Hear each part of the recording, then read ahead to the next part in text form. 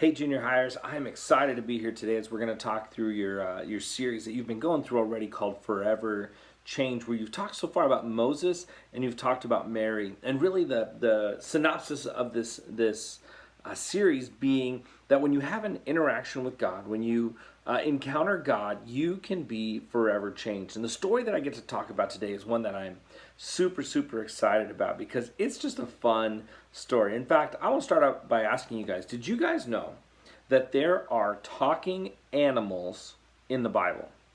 I mean, I'm talking like some real Shrek stuff here, where there's animals that speak to humans and humans are able to understand them.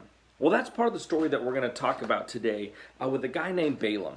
Now, a little backstory on Balaam before he has his interaction with God that forever changes him is that he's asked by this enemy of God's people. He's asked, can you please come and can you curse the army that is coming before me, which was God's people, so that they won't win this battle against me?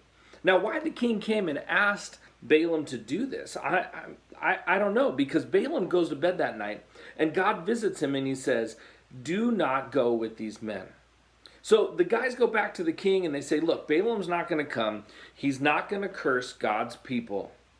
And the king says, you need to go try again. So the king sends the guys back again. And he says, look, you need to come to the king now. And you need to curse these people, God's people, right? Remember that. God's people that are going to fight this army so that they will lose. So again, what's Balaam do? He seeks the wisdom of God.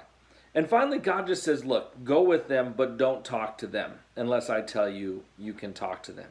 So Balaam decides the next morning, he comes out, he's like, look, I'll go with you guys. We'll see what's up. We'll talk to the king a little bit. But that kind of frustrated God that Balaam would be willing to do that, be willing to even entertain the thought of cursing God's people. So God wasn't super happy with Balaam about this. But either way, Balaam gets on the donkey and he starts to ride to meet the king. And that's where we're going to pick up our story right here. It's found in Numbers chapter 22.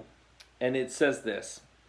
Verse 22, it says, but God's anger was kindled because he went, and the angel of the Lord took his stand in the way and as his adversary. Now he was riding on the donkey, and his two servants were with him. And the donkey saw the angel of the Lord standing in the road with a drawn sword in his hand. And the donkey turned aside out of the road and went into the field. And Balaam struck the donkey to turn her into the road. So Balaam can't see this angel, but the donkey can. The donkey sees this fierce angel standing in the middle of the road with his sword drawn, and he's ready to strike down Balaam, and the donkey veers off the road to miss the angel. But Balaam gets frustrated, and he starts to beat the donkey, saying, you need to listen to me, go where I tell you to go. But again, the angel of the Lord then stood in a narrow path between the vineyard with a wall on either side. And when the donkey saw the angel of the Lord, she pushed against the wall and pressed Balaam's foot against the wall. So he struck her again. Again, the donkey can see the angel. Balaam can't. So the donkey scoots over to the side of the road, crushes Balaam's foot on a wall, and he beats the donkey again. Now, you'd think Balaam would maybe start to, this is my trusted donkey. How come he's acting a fool all of a sudden? But he doesn't. Look what happens. Then the angel of the Lord went ahead and stood in a narrow place where there was no way to turn either to the right or to the left. When the donkey saw the angel of the Lord, she lay down under Balaam, and Balaam's anger was kindled, and he struck the donkey with his staff. Now here comes my favorite part in verse 28. Then the Lord opened the mouth of the donkey, and she said to Balaam, right? This is the donkey talking. What have I done to you that you have struck me these 3 times? Now, it was God that caused the donkey to talk. It wasn't some magic potion. It wasn't a mystical donkey. God opens the mouth of the donkey and makes it so that the donkey can talk. But look at Balaam's response, and this is the part that it blows my mind, okay? And Balaam said to the donkey, because you have made a fool of me, I wish I had a sword in my hand, for then I would kill you. He doesn't even question that the donkey's talking to him. I think that if my dog, I got two dogs, and I think if all of a sudden one of my dogs just said, "Hey, why you acting like this?" I don't think my first response would be to just talk to my dog.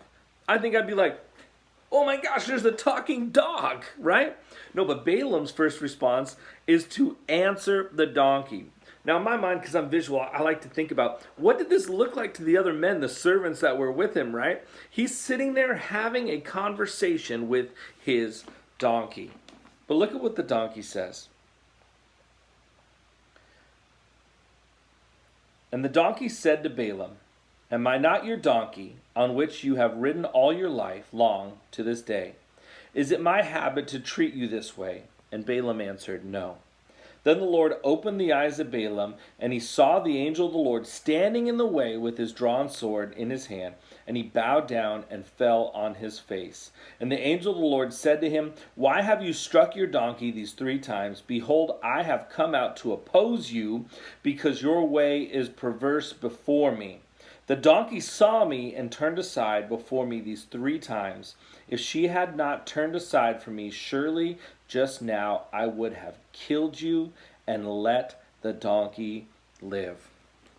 Balaam has this amazing interaction with God, where God physically uses a donkey to get in the way of Balaam and honestly to save his life, because the angel was there to destroy, to kill Balaam.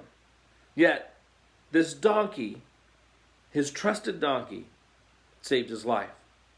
And God opens his mouth and says, "Why are you doing this to me?" We have to be constantly on the lookout for the ways that God is trying to leave our lives forever changed. Sometimes it won't be as obvious as a talking donkey.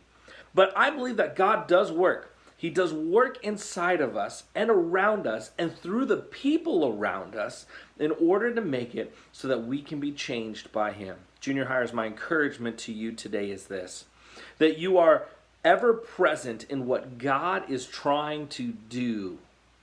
That you are listening, you are observant, you are looking around to see how God is leading you. Because when you have an interaction with God, you cannot help but be forever changed. Balaam went on from this story to go to the king and say, "Look, I'm here, but I will not curse God's people. Let's go take a look at what's going on, and then I'm going to listen to God, and I will only say what God tells me I can say." Let's be cautious about the things that are happening around us. Let's be conscious about what God is trying to do and who and what he is using in order to place us. I find great encouragement in the story of Balaam, and I love telling this story because God uses a donkey to forever change Balaam's life. What's God going to use in your life to leave you forever changed?